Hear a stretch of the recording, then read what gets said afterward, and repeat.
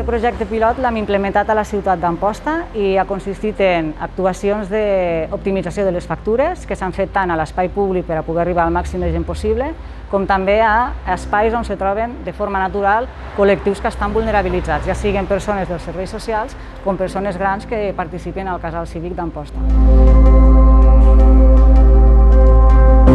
De totes aquestes sessions i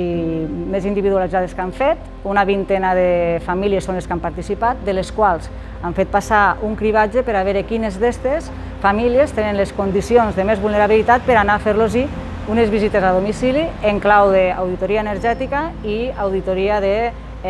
confort d'habitacionalitat. El projecte Reconnecta, tot això que fem, ho fem sempre comptant en l'expertesa de l'àmbit social, en l'expertesa de l'àmbit tècnic energètic i tècnic de l'habitatge i en l'expertesa comunitària. I finalment també hem impulsat accions de sensibilització en termes de sobirania energètica a través de xerrades i a través també de contacontes adreçats a infància i les seves famílies.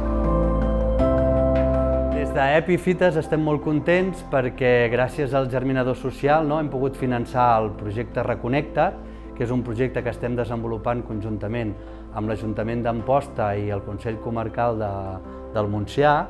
per abordar les situacions de vulnerabilitat energètica d'una manera més comunitària a la comarca del Montsià.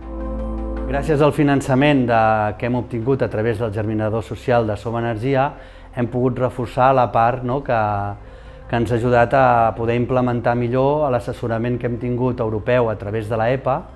i d'aquesta manera poder-li dedicar més temps i més recursos i aprofitar millor aquest recurs. Això ha tingut un impacte molt important, el fet que poguéssim enxarxar més entitats del territori per treballar conjuntament amb aquest projecte i alhora consolidar-lo i també ens ha permès que poguéssim anar a les administracions públiques i fer més incidència política en el que seria la vulnerabilitat energètica a la nostra comarca.